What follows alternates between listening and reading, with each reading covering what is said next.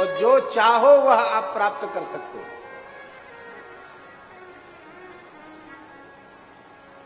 साधन में युवावस्था को लगा दो तो भगवान मिल जाएंगे। परम श्रद्धेय पूज्य श्री घनश्याम ठाकुर जी ने अपनी युवावस्था साधन में समर्पित की, संतों के अनुगत्य में रहकर भगवत साक्षात्कार प्राप्त किया। पूज्य श्री वेणुमंद कुंज वाले महाराज जी ने अपनी युवावस्था साधन में अर्पित की, भगवत साक्षात्कार प्राप्त किया। पूज्य सदगुरुदेव भक्तमाली जी ने 18-19 वर्ष की आयु में काशी में गृह त्याग किया, अपनी युवावस्था साधन में अर्पित की, भगवत साक्षात्कार प्राप्त किया। विद्या के लिए समर्पित कर दो, कला के लिए समर्पित कर दो, चाहे तप के लिए समर्पित कर दो, चाहे सेवा के लिए समर्पित कर दो। आप अपनी युवावस्था को जिस क्षेत्र में लगा देंगे वहीं आपको सर्वोच्च अवस्था प्राप्त हो जाएगी। ईमानदारी से आप उसको लगाएं।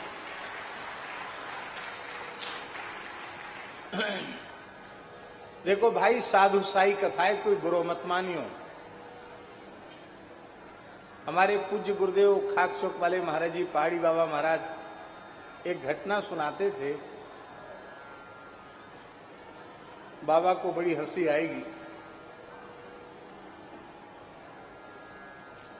पर हंसने जैसी बात है नहीं, बात बड़ी गहराई की है। महाराज जी उस काल में पैदल घूमते थे, तो ये विंध्याचल क्षेत्र जो है, इसी विंध्याचल क्षेत्र में विराजमान एक बड़े तपस्वी संत,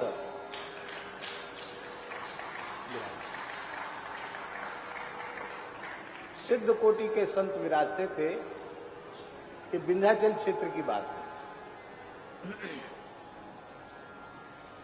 और अनेक साधक, अनेक संत उस क्षेत्र से जो भी गुजरने वाले होते वो उन तपसी जी का दर्शन जरूर करते थे। और ऐसे सिद्ध पुरुष थे वो कि सभी मत संप्रदाय के लोग उनके पास जाते थे और किसी अधिकारी को वे कुछ न कुछ साधन जरूर बताते थे। जिज्ञासु के ऊपर कृपा अवश्य करते थे। महाराज जी कहते कि हम लोग भी विचरण कर रहे थे, सुना बड़े सिद्ध पुरुष हैं, तो दर्शन करने गए।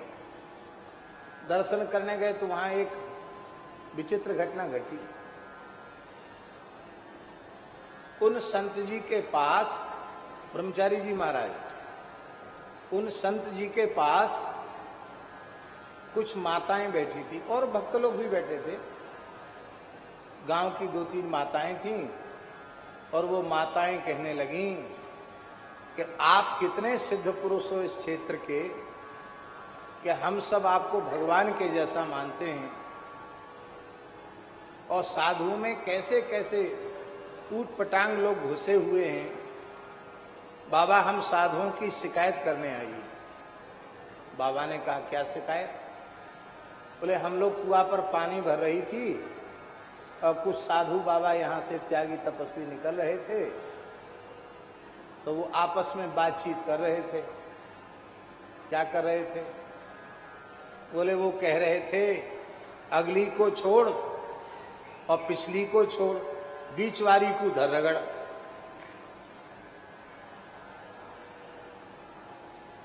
तो उन माताओं ने कहा कि मैं तो सास हूं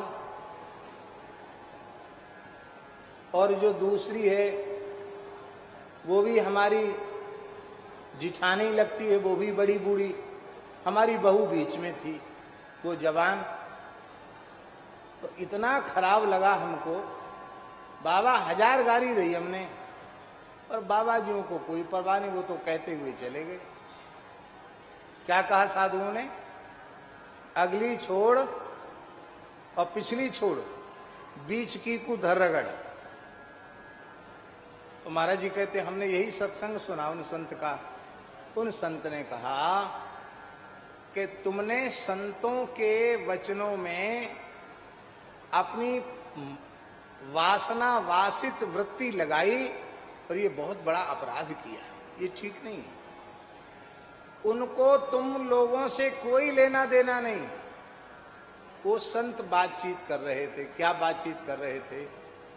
शिष्य के पूछने पर वयोवृद्ध संत कह रहे थे कि अगली छोड़, अगली माने बाल्यावस्था छोड़ो, खेलने कूदने में चली गई, और पिछली छोड़, पिछली वृद्धावस्था भी छोड़ दो, क्योंकि वो भी पराधीन होकर के जाने वाली है, शरीर में आसक्ति हो जाएगी।